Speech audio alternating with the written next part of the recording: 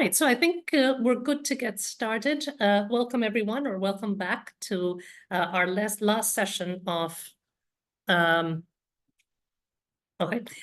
last session of Teaching Conference 2024. This is going to be a really great panel. We have some fantastic panelists. I'm going to introduce the topic in just a second, but just to remind you, after this panel, we also have the final network mixer, which will be on ENI, which is Doug McKee's network that he set up on people doing experimental work in economics education. And we will have the sort of mixer groups. The setup will be like the last 2 days, where there'll be a little bit of a presentation at the start with breakout rooms on the topics for today, and also ENI, and just if you want to sort of chat with people and so on. So that'll be after this.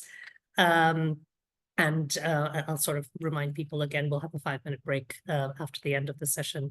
And then I'll remind people again about the mixer. We're going for about 90 minutes, just under that, which I feel like will go really fast because we have a lot of stuff to talk about here. So yeah, I'm going to go ahead and get started. I'll introduce the topic first. I'll introduce the panel. And then I'll hand over to each of them to speak for about 5 minutes on their work in pedagogy in their disciplinary area or elsewhere, and their experience with teaching and learning. And then I have a few prepared questions as the chair, but as always with these plenary panels, like we had with the first one that kicked off the conference on Monday, do feel free to submit your questions. We'll have the same format, so put your questions into the chat. Doug McKee is the chat chair for this one, so he'll channel those questions to me, and I'll ask them to the presenters. If your question is for a particular panelist, please label it as such, or if it's for all, that's fine as well. Okay, so the final thing to say is obviously this is being recorded. So while we would love to see everyone on their camera, if you want to sort of, close your camera for that reason, that's fine as well. Super. Thank you, everyone, for attending once again. Just to sort of kick off in terms of the topic of the panel, what we've been discussing in economics for a long time is there's a lot of stuff that we know now in economics education. We've been, this field has been going for a while now, but unfortunately, as with in many other areas of research in economics, tend to get a bit siloed. So we just learn sort of what other people in economics education are doing, whereas obviously there's a lot to learn from other disciplines, and in some cases, it might just make things easier for us because someone's been there, done that. There's something off the shelf that you can sort of borrow rather than having to reinvent the wheel, or just sort of tweaking the wheel rather than having to reinvent it, which might help us as well. But also in terms of sort of, our panelists today are people who've been doing this for a long time, but also have leadership positions and so on. So it's not just about, finding out what works and good practice and so on, but also the people aspect of it. So bringing people with you and so on, which is sometimes tricky, right? We've discussed this over the last 3 days. You have lots of evidence on what works and what doesn't work. Is that going to sway people? Well, we hope so. Sometimes not. So we're hoping in this panel to sort of uncover some of those tips and tricks and sort of reflections from our esteemed panel. So without further ado, I'll introduce you to our panel. So I'll start with Flower Darby. I'm going to give her an intro, but I think in this crowd, she doesn't really need an intro. She is, Flower is Associate Director of the Teaching for Learning Center at the University of Missouri. Prior to that, she held roles such as Assistant Dean of Online and Innovative Pedagogies and Director of Teaching for Student Success. Her recent books include The Norton Guide to Equity-Minded Teaching. I have not read that one yet, but I think a lot of us in this group use Small Teaching Online as kind of a Bible in those crazy years that we had during the pandemic. So it's great to have you on the panel, Flower. Our next panelist is Professor Eric Brew, who's a professor in physics and science education at Drexel University and is the Associate Dean for Graduate Education as well. He helped to found the American Physical Society's topical group on physics education research and served as its founding chair. Physics education is obviously one of the fields that's been going for a long time. A lot of the things that we do in economics is based on stuff that people have done in physics education. So it's great to have you on here, Eric, as well.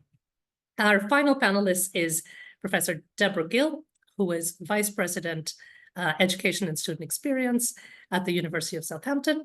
Prior to this, she was my colleague here at UCL. She was Interim Vice Provost, Education and Student Experience. And before that, I don't think you held these posts simultaneously, though knowing you might have. Vice Provost for Student Experience and Director of the Medical School, again, here at UCL, University College London. And of course, the medics, again, are people who've been doing this for a while in terms of medical education. And I have to do a special shout out to Deborah. When we were setting up CTEL, she was one of the people who really advised on a lot of stuff around this. So it's a fabulous panel. And we're going to kick off with sort of 5-minute pieces from each of these panelists. And we'll start with Flower.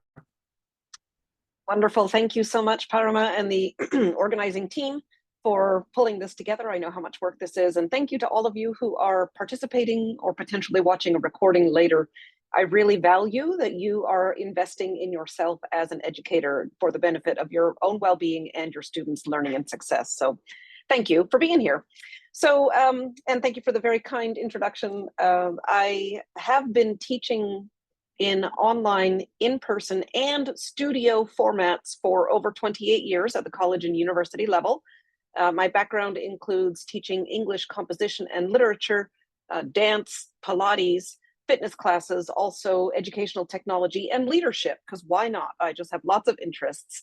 So what I'm bringing to you today is really a lived experience of teaching in various disciplines. And I know for a fact that there are principles that apply across disciplines and across different course modalities that help students engage, learn, persist, and succeed. And these are strategies that, as I alluded to earlier, can also enhance our own well-being, because I think we need to acknowledge the difficulty of the last several years in higher education, starting in the spring of 2020. And it's really just been an ongoing challenge since then, with our own levels of burnout and fatigue, student increasing mental health issues, all kinds of challenges that we didn't maybe see coming, like generative AI as an example. So we know that these are tough times, and I would argue, and this is the argument that we make in the Norton Guide to Equity-Minded Teaching, that if we want to help our students be successful, we actually have to prioritize our own well-being as well. And I would recommend it, that second book, because it's sort of a second edition in a way of Small Teaching Online. It advances the arguments and the principles in the Small Teaching, but it also addresses all kinds of classes in person as well. So an easy read, very practical, just like Small Teaching Online was. Really enjoyed that opportunity. Let me get to one key component that I'm going to focus on in this opening remark, and then maybe we can talk more about it. That key principle for me to foster student engagement, learning, persistence, and success is motivation.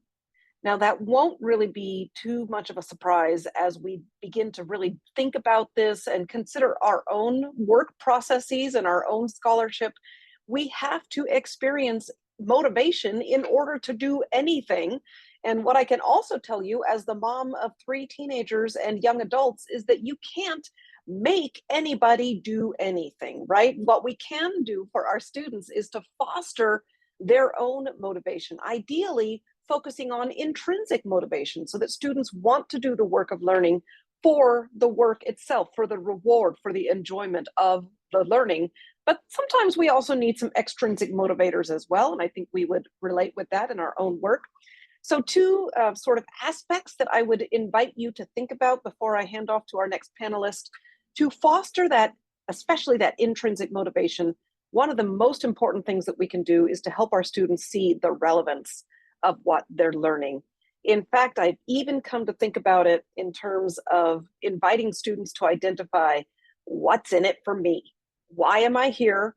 What are my goals in this class? Especially if it's a class that they're not naturally really enthusiastic about. Helping students see how they will benefit from the learning and from doing the work of learning is key. So, for example, including lots of real world examples, analogies, inviting students to process or analyze case studies and scenarios, things that they may actually have to encounter if they pursue a career in the field. These, though that real world, that relevance, that's really key. And the second one may feel a little bit odd, especially for folks in STEM, but I'm going to introduce it anyway. And that is the importance of your own passion, your own energy, your own enthusiasm for what you're teaching and for your students' ability to be successful in your class. These elements are shown to be highly effective, very infectious, actually, very contagious, when we are mindful to bring our own passion about why what we're teaching is important and how students are going to benefit from it. They actually helps to energize your students, and it motivates them to do their work with integrity and to do that work well. So I'm just going to plant those couple of seeds, thinking about motivation specifically, with a focus on relevance and your own teacher enthusiasm as a way to help motivate your students as well. Thank you. That's really great. Thank you so much, Flower. And the session before this was on innovative ways to teach difficult concepts, difficult as in hard. And, we talk about maths and econometrics and things like that that are hard, sometimes boring, but got to do it. So you need that energy to keep going. Super. Thanks a lot. Over to you, Eric. Hi. So first of all, thank you very much for having me. I'm thrilled to be here. In part because, as Flower pointed out, we're talking to people that are passionate, that are willing to give their time, willing to spend their time making themselves better, making the student experience better. So as long as we've got that, we're in great shape. So let's start there. So I am a physicist. I work in physics education research. So teaching is not only, a big part of my job, but it's also my laboratory. And my work has spanned everything from the late 90s, doing curriculum development for a large lecture or large classroom that can be managed using sort of studio principles called modeling instruction. It's based on a theory that all science is really a science about building and testing models. So that fits very well with the ideas and the practices of active physicists. And so one of the things that I try and bring, and I think this fits to a certain extent with the motivation piece, is to say we want to make the learning relevant in a way that is about becoming a part of a community, even if you're just stepping your toe into that community. Because most of the students that I teach will not go on to be physicists. They will go on to a variety of other things. And so we've been working to develop curriculum materials and then test those materials with a diverse set of students, trying to make sure that students have the opportunities to participate in the ways that are useful and meaningful to them. And that is a challenge in the best of times and a double challenge in the worst of times, like we've sort of gone through over the last several years. And so that was a totally wild and different sort of experience. But the key to all of it, which we know from evidence, is this idea of active learning, and engaging in active learning in whatever way makes sense for you. And one of the things that we are doing now is trying to disentangle some of the ways in which different approaches to active learning can be characterized. And so I'm working on a project right now to try and identify what are some of the features and what are some of the facets of active learning, because it's a thing that we all sort of talk about, but we don't drill down, and it's not a singular thing. And so if I were to try and follow Flower's example and give 2 points, I would ask for you to think about, well, what are the ways in which active learning manifests in my classroom? And then secondarily, how do I make something as sometimes as boring as physics, but totally relevant, useful to my students? And how do I invite them into the community of physics or economics in this case? So there you go. Those are my 2. Thank you very much. That's great. Thanks, Eric. And I think the point about, most of your students not becoming physicists resonates in this group. Let's just be honest, everyone becomes a banker, except for Deborah's students. I certainly hope. I hope the doctors are not becoming bankers now. Given that, which is fine, completely fine. But while you're in the classroom, how can we sort of encourage them to sort of engage with us and be there with us and take what they can from that experience, irrespective. Oh, the management consultants, that's right. The finance guys and the management consultants, that's where everyone's headed. But hopefully not the medics. So over to you, Deborah. Well, sadly, 1 in 3 medics don't stay beyond the first couple of years postgraduate at the moment. So yeah, they are all becoming management consultants and bankers. So as Parama suggested, I've got 2 kind of perspectives here. One is that I'm the Vice President Education and Students for a whole university. So I'm looking after students at every level, at every mode, in every subject. But also I've got a background in medical education. So I'm really going to look at this question from 2 places, so the general education and education leadership perspective, but also from medicine. And the question we've been asked is, what can we learn from other disciplines in terms of effective pedagogical practice? So my disciplinary background is a medic, so I've been a medical learner, but I've also been a medical teacher. But I've been, in the last sort of 10 years of my career, being exposed to teaching practice, good and bad, across a really wide range of subject areas. Now, medicine has lots of similarities to economics. So we have really bright scientists, really big cohorts. We've always had really big cohorts, and we've got parents who absolutely want their children to do that subject. So I think in those ways, there's a huge amount of similarities. But also in my other role, looking at general education, there's lots of other very large cohorts, often with strong professional bias and high overseas student numbers, which I think, again, are very similar to economics, things like law and other subjects like that. So I think there's lots of things that we can learn from each other. So the question really is about what do we know is effective? And I suppose what we're asking here is, the question is, well, what's the evidence? What's the research evidence behind this?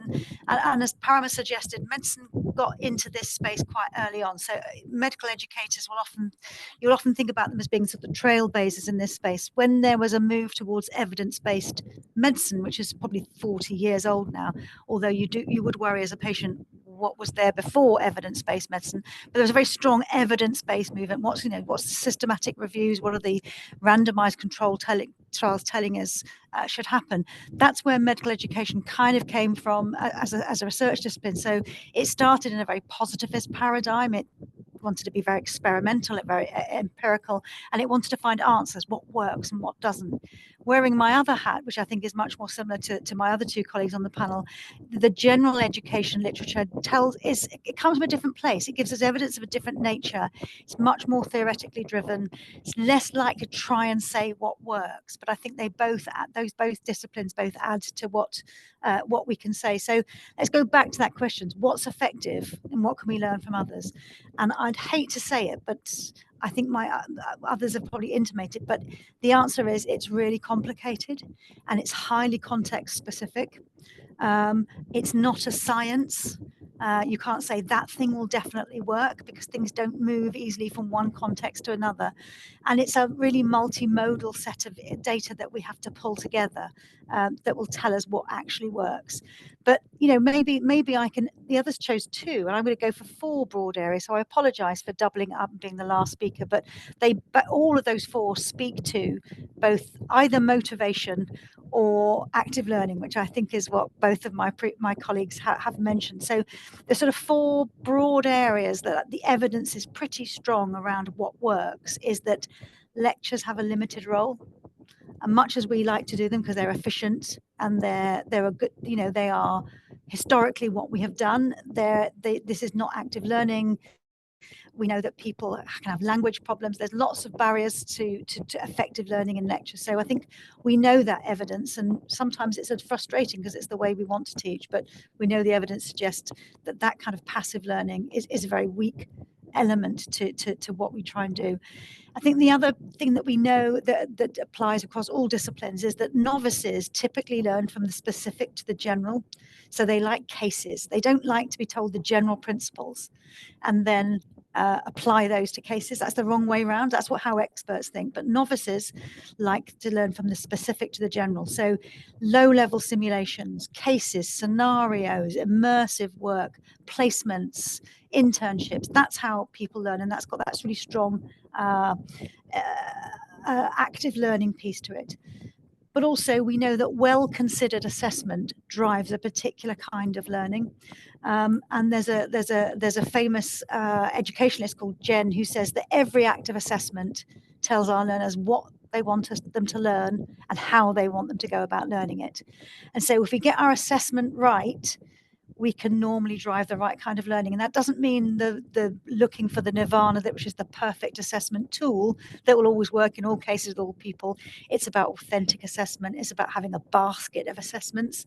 And it's probably also about looking at assessment at a program level rather than at a specific subject or lesson or module level. And then my final thing, which I think pulls all of that together, is learners learn best when they feel safe, when they feel valued, when they are able to be their true self, and when they're able to have meaningful relationships. And so the sorts of activities that we do in those spaces tend to be really effective. So things like peer-assisted learning. There's overwhelming evidence that peer learning is powerful learning. Inclusive education, so where we try and be inclusive and mindful of the range of learners, that tends to create better outcomes. And situations where students can have meaning, even if they're fleeting relationships. And I just want to finish with a scientific piece here, which is really that there is no relation between staff-student ratios and student experience. I'm going to say that again. You don't get good student experience because you've got a favorable staff-student ratio. You have a good learning experience when somebody cares about you and they show that care through acts of interest and acts of inclusion. So those are my kind of 4 things. So I apologize that I finished with 4, but I think they are strongly related to what my colleagues said before me.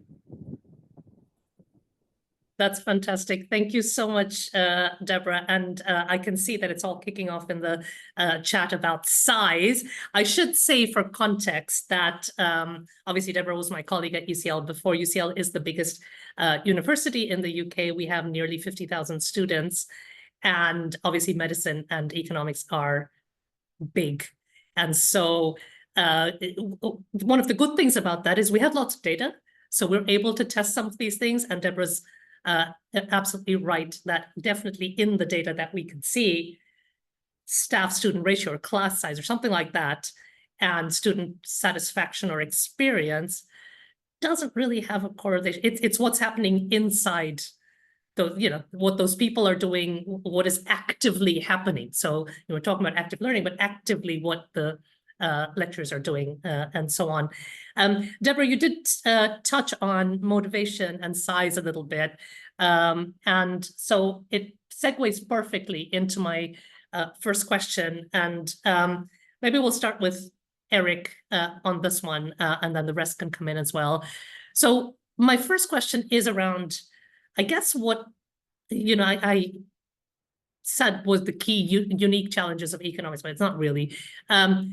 One of the challenges, I guess, that maybe other, your fields face as well is that we have large cohorts, large classes. Everyone wants to become a banker, or they, good job opportunities or whatever. International cohorts. And in the UK, obviously, this has become an especially, I guess, important, somewhat problematic issue, because international cohorts are, students are the ones that fund the sector, essentially. But there are special challenges that come with that. And, referring back to what Deborah said before, students often choose to study the subject because of just job prospects and inherent interest isn't there, but then sometimes also understanding what it is. So economics is about money, or it's about being rich, or, there are preconceptions that people come in with. And then I've had this experience, I'm teaching international trade and talking about inequality and poverty, and it's like, this is not economics. Yes, it is. But, bringing that kind of sort of preconception into the classroom, which creates a challenge for us. So the question is, have you faced challenges like this? So for Eric first, and then Flower, then we can come back to Deborah. And if so, what are your main lessons about how to address them, how to work with them? Yes, well, so great question. And physics faces 3 of the 4 challenges, but exactly the opposite on the 4th. So the first of the 3 is, yes, we have large classes.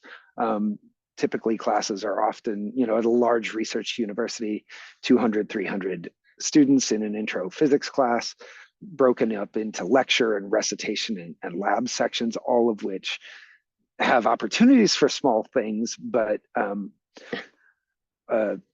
and then, so that was one, very international.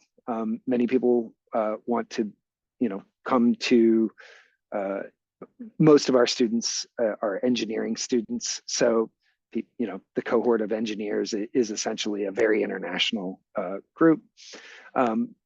It's very male dominated, which is problematic, and can cause any number of inequities in the intro sections. And when I talk about teaching, I only talk about the intro sections, because in physics, as we go on, if you teach classes for physics majors, they tend to be much, much smaller because there just aren't that many physics majors. But the intro classes are very large because they are prerequisites for every STEM major, basically.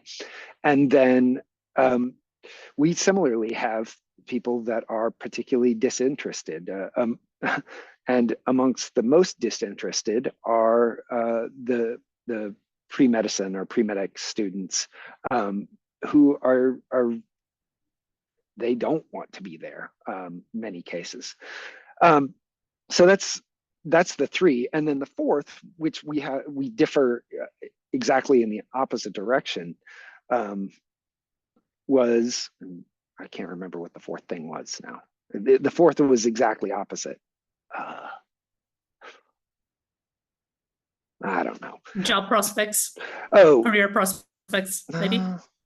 No, I don't know. Oh no, it's this. It's that economics at least has a developing curriculum. In physics, we've got this problem where effectively the class that we teach that is called modern physics starts in about 1850 and is done before the middle of the 20th century. So we have a very stagnant curriculum, which means that the approaches to teaching are very ingrained. And so in fact, we don't evolve at all. And so, I worked with a biologist, and he was talking about how the fact that the textbook changes because the science is continuing to update. Well, in physics, we don't keep up with that. We teach the intro year as very old science. So it's very, I don't know to what extent that is true with economics, but certainly I know that book was written for intro econ, which was written by the 8 or 10 that consortium of people that was designed to be a modern economics book. That's exciting. It's new and it's relevant. And one of the things that we face a lot of challenges with is just a stagnation, and that, hey, it's really easy to teach the intro classes because you just teach the same thing over and over and over again. And what that does is it makes, change is hard. And so one of the things that is particularly important, I think, to overcoming some of this is to engage young people. And so engage doctoral students, engage postdocs, engage people in high quality teaching early in their career so they can have opportunities to do it. If you can find a way to get it, team teaching, if you can find a way to get any of these sorts of things to happen, that's a way in which the discipline can change, because as you become ingrained in your teaching practices, it gets much harder to evolve. And so, we deal with the large class size by trying to make it to take a large number and divide it into smaller numbers. We've been able to teach a class that is 150-ish students that are actively engaged throughout. The class is lecture free, and so the development of the content is based entirely on the things that the students do, and so that's very important. It takes an incredible amount of design work and in design thinking in figuring out what it is you need them to do in order to get to the sort of mental place or the understanding which you need from them. And it also takes the instructor listening an incredible amount to say, oh, I hear this idea and it's in the neighborhood of right. Let's work with that to move it towards something that is more right, and the scientific consensus. And so that's sort of how we deal with the large classes. I think I'll leave the international students and the interest for a bit later. I can certainly talk about both of those things though. That's great. Thank you, Eric. So it's really interesting about the sort of, we just had a session where we were talking about, students coming in with certain ideas. And in some cases, if they're completely wrong, that's easier to address than if they're, like you're saying, slightly off. So how do you address that in a way that gives them agency? But, if there's essential misunderstanding, you need to correct it, right? If it's wrong, it's wrong. Well, so and, this is a thing about physics, is that we have things that continually reinforce those wrong ideas. The idea between a feather and a pound of lead dropping faster, well, that's a very special circumstance. What drops faster? It's actually a thing of lead. So, it's the right answer, but the wrong reason. Oh, I like that. Yeah. That's perfect. And it's funny what you said about physics and evolving and so on.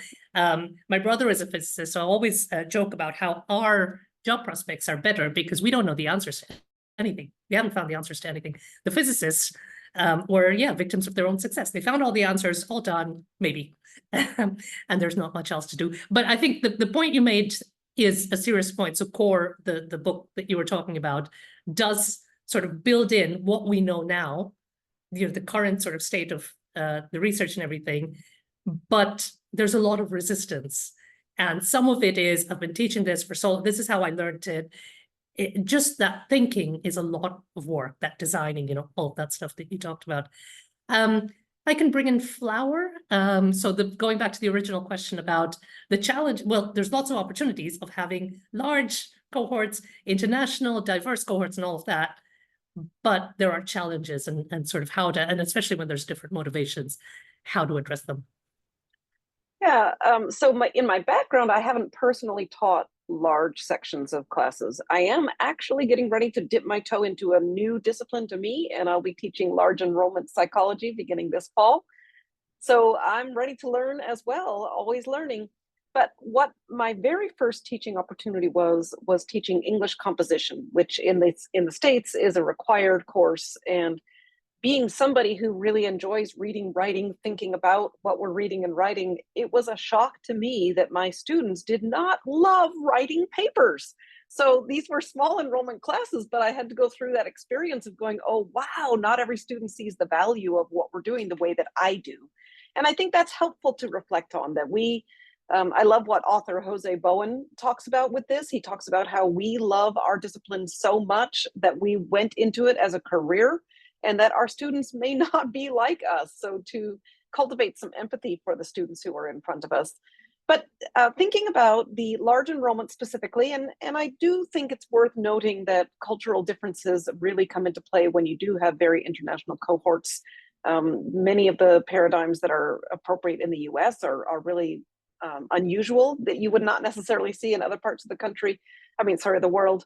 But the thing that I want to focus on here, and this has come up a little bit in one or two of the questions that have come up in the chat, is actually the impact that we can make even in large, diverse classes when we are intentional to cultivate rapport.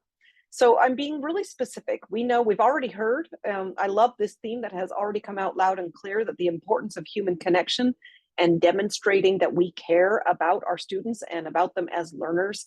Those are really critical pieces, but how do you do that in a large class? Well, you can actually cultivate rapport in relatively easy and doable ways that actually warms up the entire class climate and helps students feel that psychological safety that Deborah mentioned a little bit ago.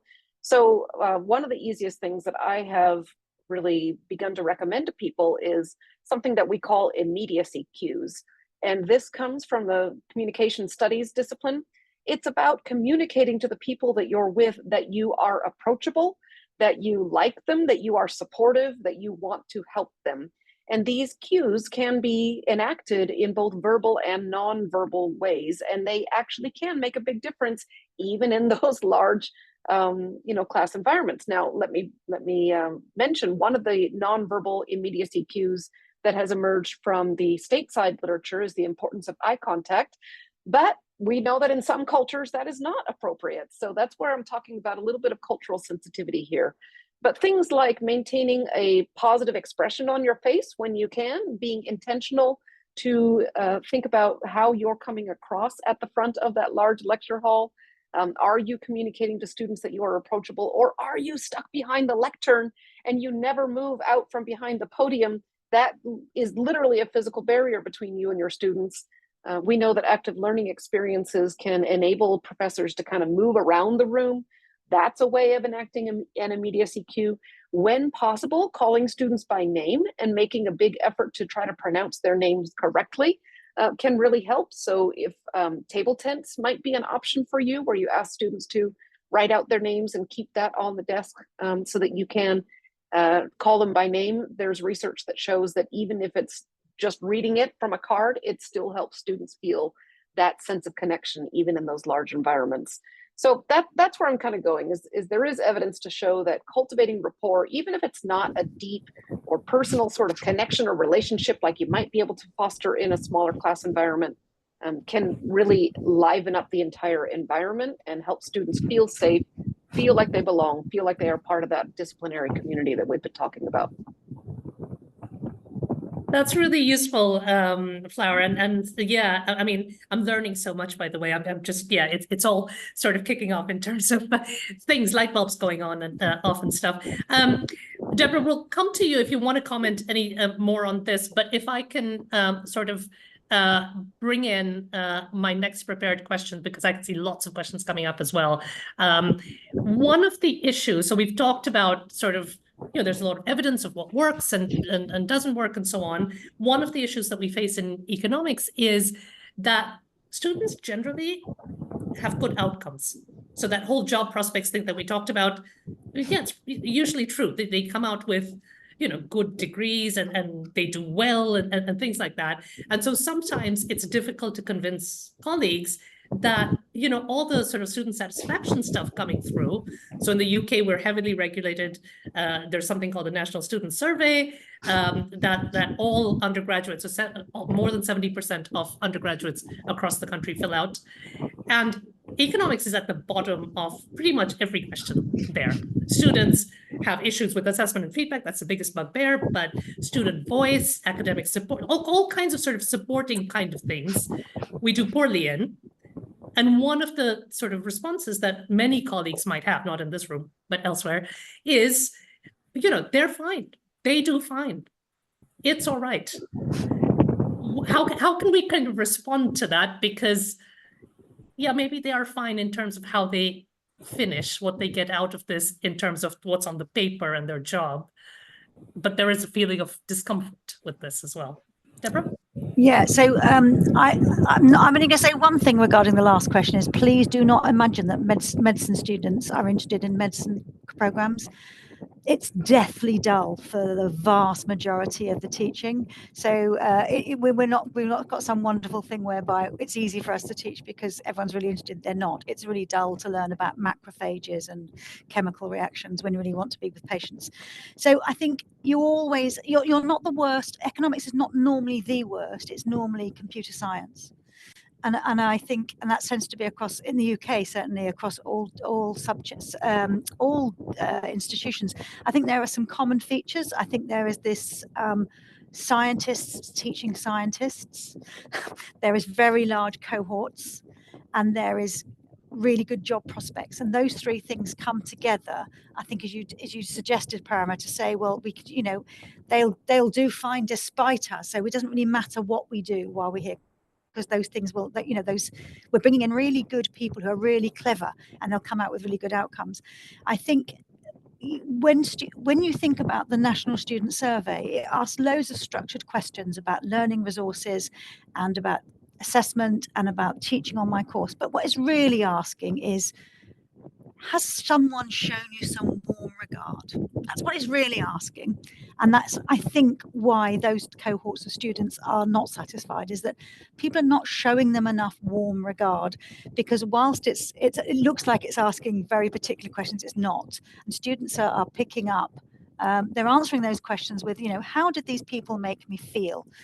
How did they value my journey through this university? They're not really talking about their course, they're talking about much broader things. So I think there are a couple of things that can be done about that. One is to stop teaching groups of 400 through the methods you used when they were groups of 40. It just doesn't work. It doesn't work for the warm regard, it doesn't work for the connection, it doesn't work for the feeling included. So having to think quite outside the box about, you know, in my institution, people say, well, the cohorts get so large, we have to double teach. I think if you've got a cohort of 40, you're needing to be teaching in groups of no more than about 20 or 30.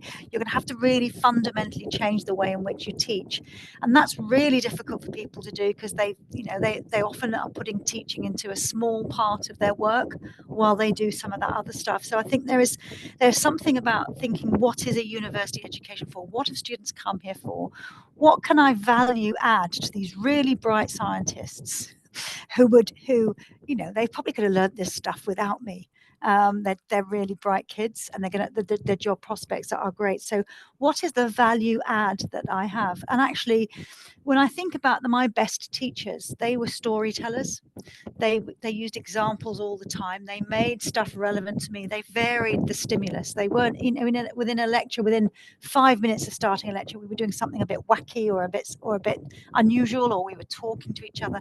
And I think it's those things, that it's that constant regard. I know we sound like we're broken records here, but that constant regard for the journey of that learner is probably how you make student experience better. It's probably not rocket science.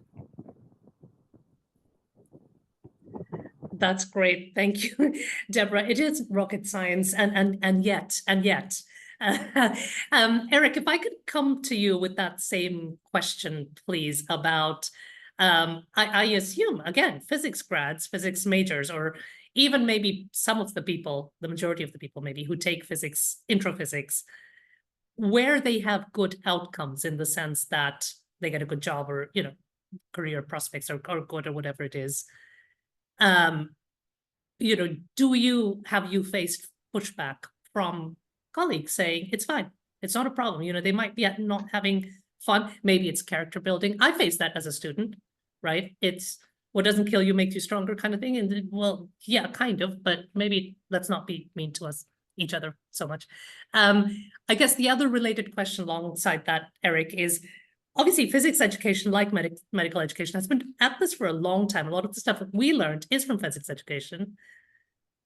But do you feel like that's in the classroom, given that it's been around for so long and kind of there are consensuses, I assume? Okay, so I'm going to tackle the second question first, but I also want to comment that, you know, in physics, we always say, oh, no, it's not rocket science. It's much, much harder to learn how effective teaching works. For the second question, you know, we have been at it a long time. And I think that one of the reasons is that we are, it's been very deeply ingrained in our practice. I got into the field because I was as a graduate student working for a colleague who cared deeply. And so I think it's really important to remember that people that lecture still often care very deeply about their students. They just don't know what to do. So he cared very deeply. And at the same time, he would dust off his notes every year, and he would give these exams where 20% was an A, which means that you're telling me that if you miss 80% of the material, you're doing an excellent job. And if you've gotten, you know, 18%, you're doing a good job. That's not necessarily a problem with the teacher. It's instead a problem with the instructor. And so caring is really important. And I forgot where I was going with that, but it had something to do with that second question, which was, now I don't even remember. Ugh, I'm terrible at this. Does anyone remember the second question? Oh, no, I know what the second question is. I know where I'm going. All right, but one of the things that has happened is that we have been at it for a very long time. And just recently, there was a paper published by Melissa Dancy et al. In the journal Physical Review, Physics Education Research, which is an outstanding publication if you're interested in learning more about physics education research. But essentially, it looked at people's knowledge of peer instruction, which is one approach to teaching differently. And essentially, the title of the paper is something like, 20 years on, where people know more and more people are using active learning, but most people still lecture too much. And so it was a really excellent paper, but it basically indicates that, yes, we are making inroads. I mean, it may take 40 years, but this is a discipline. We have to change a whole discipline. And so that's going to take some doing, right? But so I think that, we shouldn't be pessimistic. And in fact, we should probably be patting ourselves on the back in that we do see change happening. So that's the second part. The first question, I don't remember again. I can barely remember any of them. That's all right. I think that one of the questions I asked was about sort of convincing colleagues where, outcomes are generally good, but student experience might not be. So there's people get great jobs and they graduate from physics, but they're probably not having a great time. Well, actually, I mean, physics is sort of, at the intro level, physics is much more of a filter but it's not filtering people out of physics. It's filtering people out of engineering, out of chemistry, out of biology, out of medicine.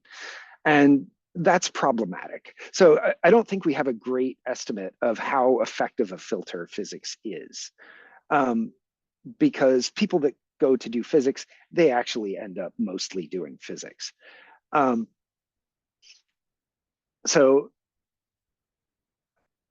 and simultaneously, that one of the reasons that we filter people out is that one of the most robust results in all of physics education research is that there is, we know that students, when they start taking a physics class, if you measure their attitudes towards learning physics, it's pretty negative. And after taking a physics class, their attitudes are much more negative. So their experiences are bad. But that doesn't mean they have to be. There are a variety of approaches. All of them seem to focus on building models of understanding the world. And so there's a paper that looks at model-centered curricula and using models as a sort of middle ground, actually, between the laws of physics that experts reason with and the sort of concepts, and that these models occupy sort of an intermediate space. And it seems to be a place where students can reason pretty effectively, but also somewhat coherently. Thanks. That's really useful. I think there's been quite a lot of talk about warm regard, as Deborah put it, and there's all kinds of discussions about care and so on in the chat. So, Flower, if I can come to you with just a question around that and querying the point that you made earlier about making the material and what you're doing relevant to students as a way of sort of connecting to them, sort of showing that kind of regard or care. The challenge we have in economics, obviously, is, again, the big and quite diverse in the sense of both backgrounds, but motivations groups. So it becomes that much more challenging to make things relevant. So if you have any advice on that, that would be really helpful. Yeah, thank you. Where I'm going with my current scholarship is really more deeply into the field of emotion science. And that actually encapsulates just about everything that we've talked about, excuse me, on that kind of warm regard sort of theme that we have established here. That people cannot focus, attend, learn, remember, demonstrate knowledge if they are not feeling secure, right?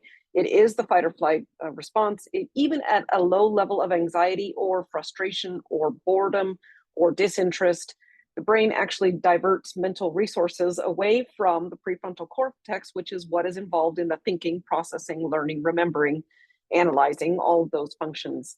So when we think about helping people feel safe, it's about helping them lower their guards. It's also about helping them find that entry point, that interest, recognizing that many students are taking these classes without experiencing that innate desire to have put themselves there in the first place, whether it's an intro to physics class, whether it is a topic in medical education that is just dry and difficult, whether it's students who actually don't really understand what the discipline of economics is about. We can all relate.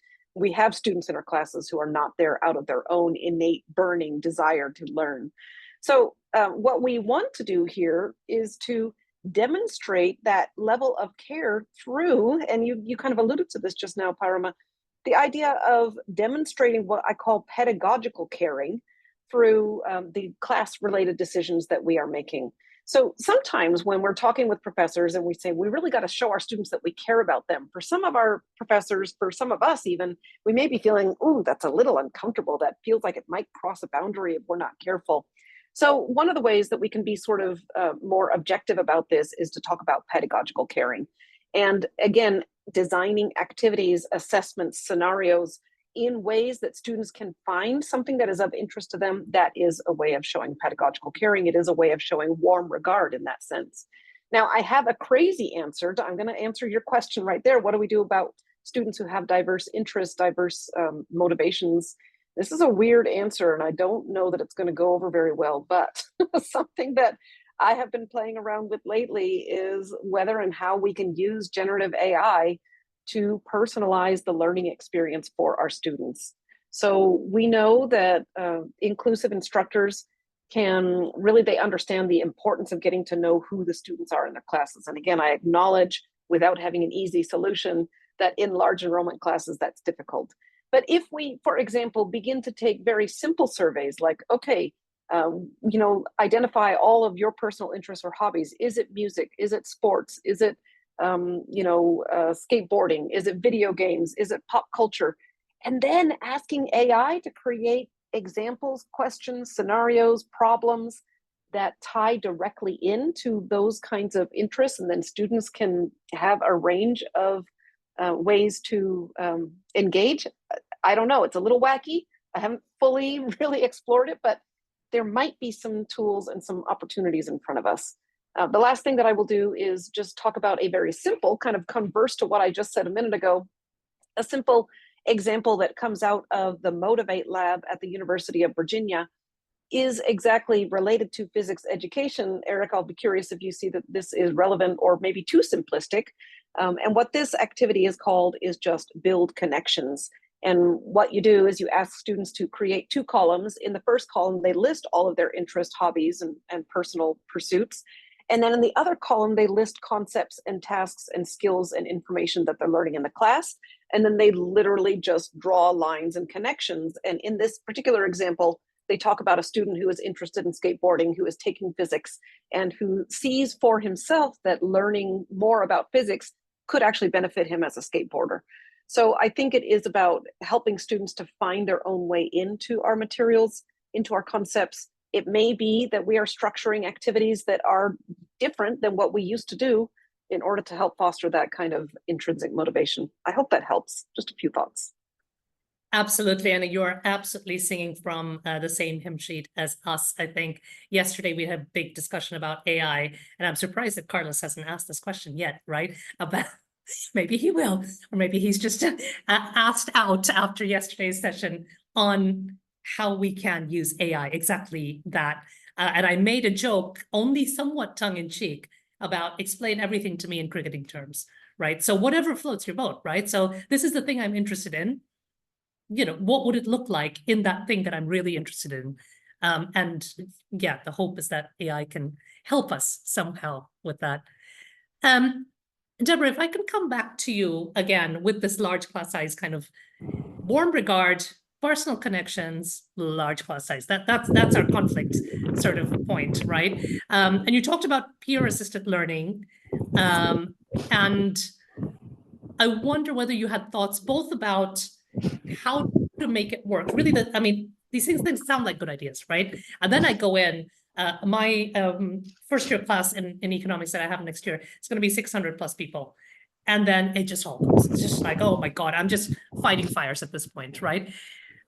Both that, so peer-assisted learning, and related to that, making students feel safe and valued in that kind of a mob situation, basically. Any thoughts? It's slightly related to some of the stuff I've been putting in the chat, which is, and I think as a medic, I can't help but be influenced by medical practice, and letting your guard down is a really easy thing to say, but a really hard thing to do, because most of us feel in our safe place by being the expert, the sage on the stage, being unvulnerable. And what peer-assisted learning makes us do is allow our classes to be somewhat vulnerable.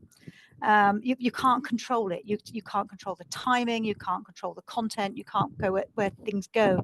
But these are really bright kids who can learn most of the knowledge stuff from a book, a podcast, a chat room, AI. And so actually it's about an element of this not being broadcast, but it being kind of developmental learning. So peer-assisted learning works well when you've got structured tasks, when you're asking people to it works well when you've done pre-reading, so when students have got a particular task to do and then a discussion task. Near peer tutoring works particularly well. So what I mean by near peer is older cohorts teaching younger cohorts. I've always been a great proponent of special modules, choice modules, which are around teaching. Imagine how much better you become at economics if you do a module in teaching economics. All the evidence suggests that, to teachers to learn twice. So your teachers really benefit, your learners really benefit, the transferable skills that happen within that teacher cohort, their understanding of concepts, all dramatically changes. So there are lots and lots of ways of doing peer-assisted learning, but I think all of them require you an element of letting go and feeling safe yourself in that letting go.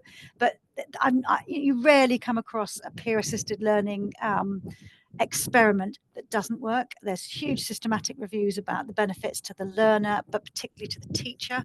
And so thinking quite hard about that, I think it's worth doing a structured look in your course. Are there opportunities for things like near peer teaching? You know, if your second year's teaching basic concepts to first years and them getting academic credit for that, it's worth a worthwhile pursuit. But also accepting that your classroom of 600 people might be a noisy, messy space. Thanks, Deborah. Noisy, messy, it will be. Sorry, go ahead. Go ahead. I just want to emphasize what she said. That's really great. The point about letting go, it's got to be letting go of, in a lot of ways, letting go of the control to lecture, letting go of, you know, there was a question, how do you create rapport with all the students in an intro in a large course? I don't think you need to. I think your goal is to get the students to build the rapport amongst themselves. And that's a different kind of rapport, and that you can do. So I totally agree. Can I just sort of try to go into a little more detail on that, Eric, with you, if that's possible, and then come around to the others as well. I mean, yes, in terms of the letting go, at this stage in my career, after 20 years in the profession, I am good with letting go. I was not good with letting go when I first entered. I was panicked, and in our generations, at least, we basically had no training, no guidance, just chucked into the classroom, have fun kind of situation. So, you know, I think you talked about getting younger people who are come through sort of different sort of cohorts into sort of teaching, and that's a way to bring fresh ideas and fresh air into the field. But they will be much more panicked about things, and having control is better. What advice would you give a young person who's facing that, or not a young person? So number one is to teach. So look at the evidence. The evidence is very clear on approaches to teaching. The evidence points to active learning in some form, whether it, you know, regardless of what it is. That said, there are two pieces. Number one is I encourage them to, well, maybe three. Number one, start from the beginning. Don't start halfway through a course and decide, well, I'm going to try and start adding in some of these active learnings. Students start and they become very conditioned. You can see this. Look, you know, by the end of a semester that, you know, student A sits in that spot and they never sit anywhere else. Why is that? That makes no sense.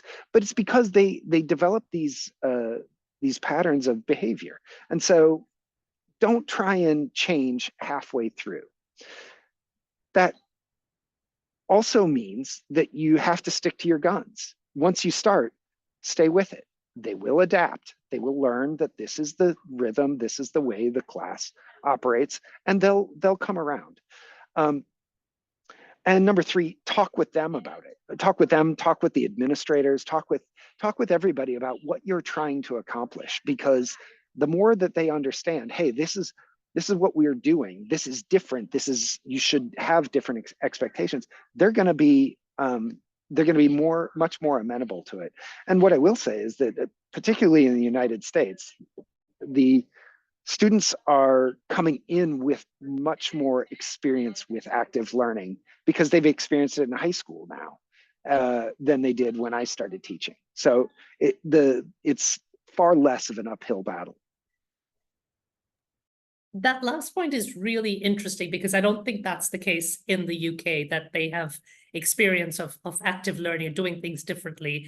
And in the previous session, we had a talk about, you know, when students come into economics and they have to do some math, and they come in trained from schools, often in the UK system, or some of the overseas school systems that come into economics, doing math in a very heuristic, algorithmic way. But that's not how you do math in a university, at least in our programs, they find that really difficult. You know, you've seen every type of problem there is, you can just sort of do it. There's an algorithm. But that's not how we do math in university, and they struggle with that. So I think that this is one of the sort of issues that we have as well. Flower, if I can come to you with that same question, I know you lead a teaching and learning center, obviously, you know, colleagues who are either because they don't have the experience or for other reasons, there are personalities as well, right? Not comfortable with letting go, and, you know, having some kind of a crutch is makes you more confident kind of thing. What kind of advice would you give them? Right. I do want to highlight again what Deborah posted about the importance of vulnerability for ourselves, recognizing, and you yourself, Parama, said that, you know, that may come with experience, with years in the classroom, that kind of thing. But it does go a long way to foster trust. And when students trust you as the instructor, even if they don't personally know you very well, if they have built up that sense of trust, once again, it's actually quite motivating. But for folks who may not be comfortable with that, I love what you just mentioned in terms of personality, in terms of teacher persona, in terms of our own experience, right? Because I believe in higher education, we still do not prepare professors very well for teaching in graduate programs. So I don't think that's changed a lot. We get a lot of folks jumping into the classroom or online classes without a lot of prep.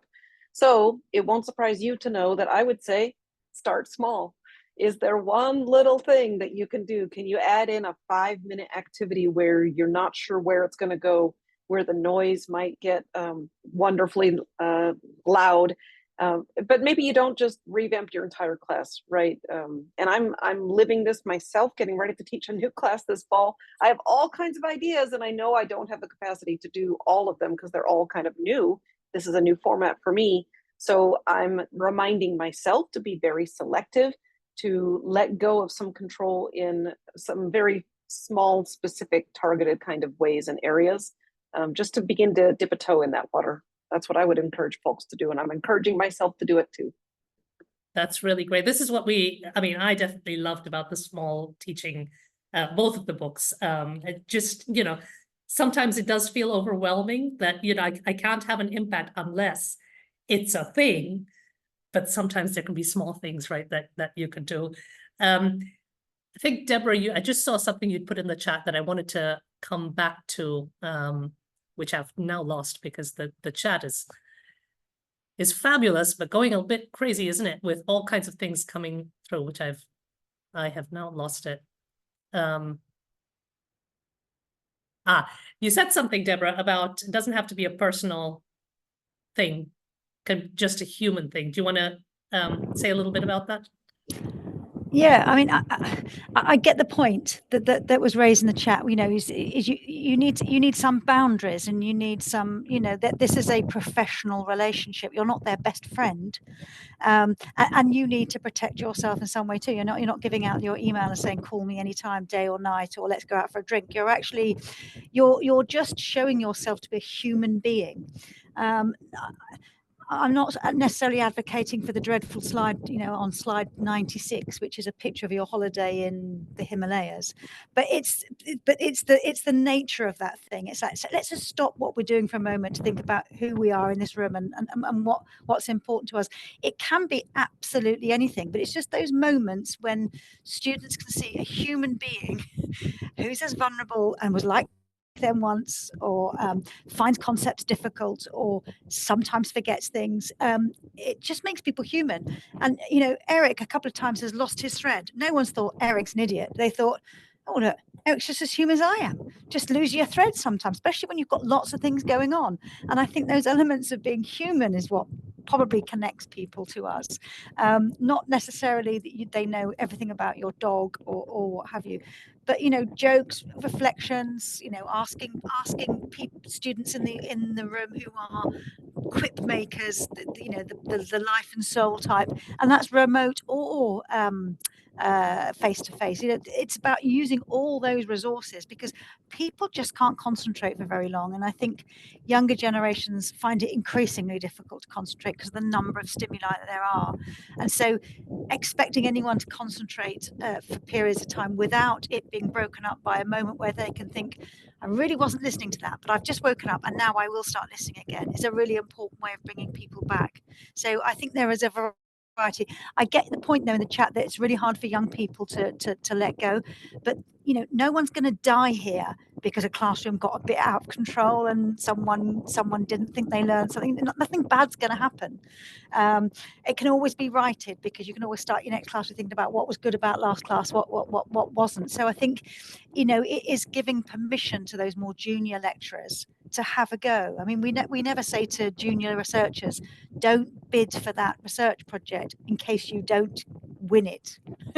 We say bid for it, and you know, you might win it, and if you don't, you'll learn from that for the next bid will be stronger. Really like that. That's really great. And though I have to say that I always tell my students, if we get something wrong, no one will die. If the medics get something wrong, they might. Though we did crash, the economists did crash the economy, so not quite dying, same kind of thing. And I have to say, Eric, you were just modeling everything we were talking about, right? So that was that was what was happening there. Flower, did you want to come in? I would love to, because I have a very practical idea to share. You know me, you know that I'm all about the practical strategies. And this one, I think, touches on both of these two really important points. The importance of just being a human being. We don't necessarily have to share all the details of our lives, but let's just be real. And Eric's point about building rapport between students. And so I have an activity that I can highly recommend. Do I have empirical evidence? No, I don't. But I have lots of anecdotal evidence about it. And I would recommend that if you're teaching one of those large enrollment classes and you yourself are seeing the energy go meow in the room, right? Why don't we be a real person and do this thing that I just call share one photo? And what it is to ask students to get out their smartphones. It's pretty universal these days that people have smartphones. Ask them to go to their photo library, find one photo that they think is interesting, meaningful, fun, that they want to share with their neighbor. They literally turn and take 2 to 3 minutes where each partner shares what that photo is. And then you kind of bring everybody back. It serves as a great energy refresh. You can even say, hey, everybody, I can tell that we're all kind of ready for a break. Let's go ahead and take 5 minutes and share one photo with each other. Sometimes I do this in workshops, and I oftentimes ask participants, what did you learn that was amazing about the person who's sitting next to you that you wouldn't have known otherwise? So what I'm arguing for, and I do have an article to share to support me on this, is that we can and should actually take class time or online module space to do these kinds of things, to build that rapport between students, to foster that trusting environment, to demonstrate that we care about our students, that we are real people, we recognize they are real people, and that doing so, although it does take a little bit of time and space, results in deeper learning, even if we have to cut a little bit of content to make time for that. So I'll go grab that link while I come off the mic. That's great. Thanks, Flower. And I think the point that you made here and Deborah made before also about that, I had a question about this, but there was no time to ask. We do focus a lot on content, don't we? And the point is, I think we've learned a lot over the last few years with asynchronous teaching and blended treatment, all of those things, that you can stuff the content in there. If no one's paying attention, or they're not plugged in, or it's not going to matter. And content has other places that you can get it from. But that feeling of being in there and that you're not going to get somewhere else. So yeah, I guess we're preaching to the converted here a little bit, but we hope that the message gets out, I think. We have just about 10 minutes left. So I have one final question. There are many, many, many questions, but just one final question that I've selected out of the many that have come in. And I wonder whether I can come to you, Eric, first about this. So obviously one of the reasons for having this panel is because we are quite siloed in economics.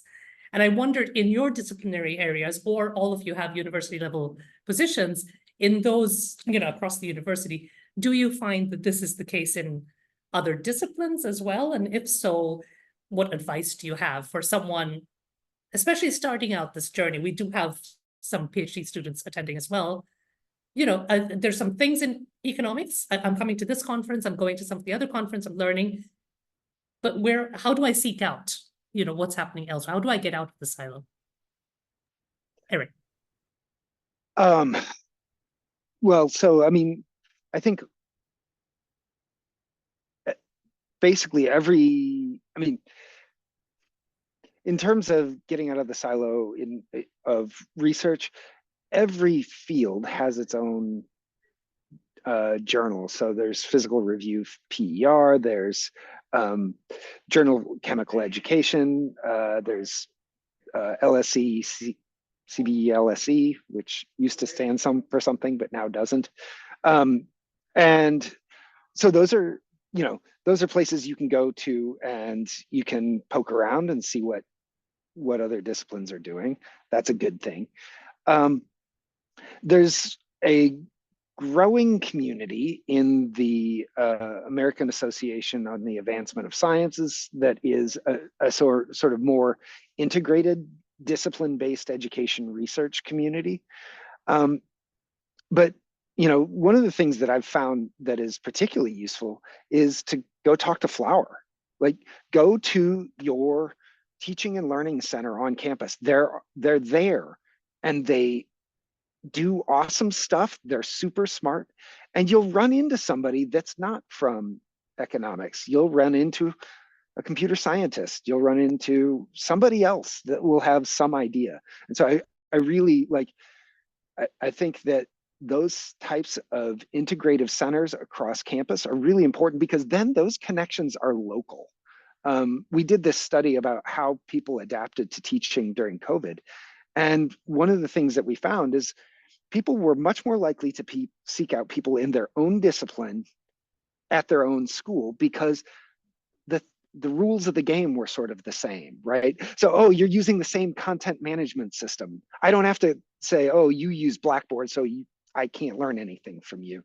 But go to the Teaching and Learning Center on campus. You really can get an incredibly valuable set of resources and connections. And really, I think that's particularly important. That's great. If I can come to you next, Flower, because you've been put in the spotlight now, I think. So advice for colleagues on breaking out of the silos, building networks and learning that way. Yeah, thank you. And thanks, Eric, for the shout out to the teaching centers. It's a relatively recent institution, honestly. They're only, a handful of decades old. So people may not have experienced this before, but we're here to support you. And I love what you said about cross-disciplinary conversations. Two other things that I would add. First of all, I want to commend and encourage folks to continue doing what you're doing here, which is literally to carve out your own time and space to develop as an educator, because I'm relatively certain that many of us who are here at this conference are not necessarily getting compensated for this time. I know that a lot of us who choose to invest in our own development do so because we do care, because we want to be the best. So let me encourage you to continue doing that. But I've grown through two very practical sort of outlets. I do love teaching conferences, and there's kind of a growing movement there in the UK. Times Higher Education is hosting more teaching conferences. There's one in Birmingham in November that I would love to come to. We'll see. But those kinds of teaching conferences, you do get people from across the disciplines. They're very practical. And on that note, the second thing that I would encourage folks to do is maybe just to look for simple, easy newsletters. The scholarly literature is wonderful and so important, but people who are pressed for time with many different competing demands on their time, sometimes it takes a lot of willpower to go and search out those resources. So I'm a big fan of a group that sends out a weekly newsletter or a little bit of blog, and it's extremely practical. Usually there's some empirical evidence to support it. Facultyfocus.com. I just love the practicality and definitely the interdisciplinary focus of that particular resource, and it's free. So that's great. Thank you so much. And we love our evidence. Definitely in economics, we love our empirical evidence. And if you do come to Birmingham, do get in touch so we can meet up. Deborah, breaking out of silos, building networks, and anything you can say about our sort of heavily regulated sector that we have in the UK as well. Yeah, it is easy to talk to your tribe, isn't it? So I am a good example. I'm from primary care. I used to only talk to primary care people, and I started talking to medical education people, and I started talking to general education people, and I have left my silo. I think there's two things I'd say. One is be curious about other teachers. Just talk to them about it. We talk to them about their research. We talk to them about their dogs.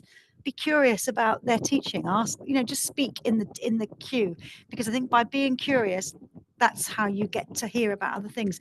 But I would suggest there's three things that you can do that are what I would call 2-for-1s. So they're good for you anyway, and they will give you that exposure. And one is to offer to supervise people who are doing educationally focused doctorates. Be a co-supervisor. You don't have to supervise the whole thing. Somebody in education will do the main supervision, but go and supervise, because then they start to explore the literature. You have to read their stuff, and they say, yes, this is about nursing education, but actually I'm using the literature from primary schools. And I think so do that. It's always good for you to supervise PhDs. Get involved in big strategic major projects that run across your university, whether they're assessment projects or curriculum creation, whatever, because then you'll definitely meet other people. And again, it's a good 2-for-1. It's a citizenship piece, and so it's good for your promotion. And then the third thing I would say is, if you're based in the UK, if you go forward with fellowship at the Higher Education Academy and you go to those writing groups, that's when you really meet some interesting people. So I would say the best contacts I've ever made are the people that I met when I applied for my fellowship, my senior fellowship and my principal fellowship, because you couldn't help but speak to musicians and people working in policy and all sorts of things. So I think those are all 2-for-1s. You get two things out of that. You get out of your silo, and you get something that's good for your promotion in your career. That's fantastic. Thank you so much to all of you. And I'm trying to, hopefully we'll manage to sort of record all of this. Record as in, take all of the stuff off the chat and all the links and everything, because I've received a few messages already about, how are we going to disseminate more information about that? We will come up with something. Don't worry. So a huge thanks to our panelists. We're all busy people, so we really, really appreciate you coming along and chatting to us. It's very much appreciated, and I think we all learned a huge amount. So if we can have a round of applause, and I can't find my reactions anymore, but for our there we were. I found my reactions. For our panelists, thank you very much. For attendees, we will take a 5-minute break before the network mixer, which is coming up. Doug has put the topic of the network mixer into the chat. This is about the network of people, again, a network, we're talking about networks, doing experimental work in economics education. So do come to the network mixer after that. So that'll start at 6 o'clock UK time, British summer time, whatever that works out to your zone. But before that, I wanted to do kind of a soft closing of the conference as well. I hope everyone will stay for the network mixer, obviously, but in case you can't, a huge thank you to a bunch of different people. So first of all, obviously, all of the presenters. So we started last Monday, not this Monday, with the video poster presentations. So all of those people who helped, we had some fabulous chats on YouTube during the premieres as well. The live presenters since Monday, obviously. All of the fabulous people who volunteered to be chairs and chat chairs. You can see from this chat and this session why we have chat chairs, because it can get, it's all over the place, and it's fabulous, that energy and everything. But then I was losing track of questions. So thank you to Doug, who's doing this one, and everyone who's done the chat sharing through the week. Our fantastic sponsors. So as you know, this is just funded by sponsorships, and this year we did ask if attendees, if they could spare a donation basically towards the costs. So huge thanks for those. We have learned a huge amount on how to run a conference, an international conference, on a shoestring budget. So do come to us if you want to learn about that. It's hard, but huge thank you to all of those who have supported us. So our sponsors this year were Ed Discussion, Edward Elgar, and Canvas. So huge thanks to them. Big shout out to our erstwhile CTL manager, Manisha, who most of you will have connected with. She set everything up before leading her job at the end of May.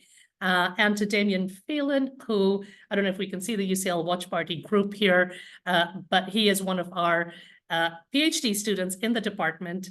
He is a fabulous lecturer. He's one of those people who is becoming part of the tribe. He's already part of the tribe, I think, but helped tremendously in supporting this conference.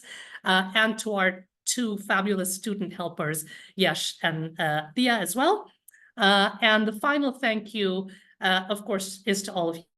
Without the attendees, this doesn't work. You guys might know this is the 5th time we're having this conference. We started it in 2020 because our main economics education conference got canceled. And so Doug, Clodagh, and I had said, well, we have our sessions, we have our presentations ready to go. Why don't we do this? And then the feedback each year has basically been, we love this, don't stop it. So we've kept going despite the fact that the world has moved on a little bit, but it seems like, you know, we have fabulous people attending and fabulous people presenting, obviously. So huge thank you to everyone.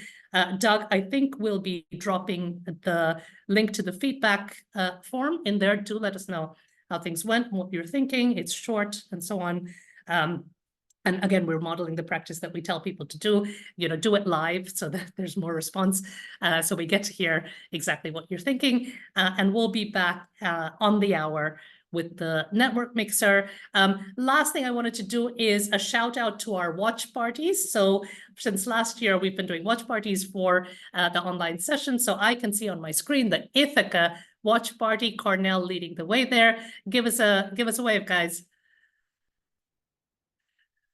The Kentucky watch party, which has now disappeared from my list, but if we can't see them, do give us a wave. And the London watch party, Deborah, we're out in UCL East.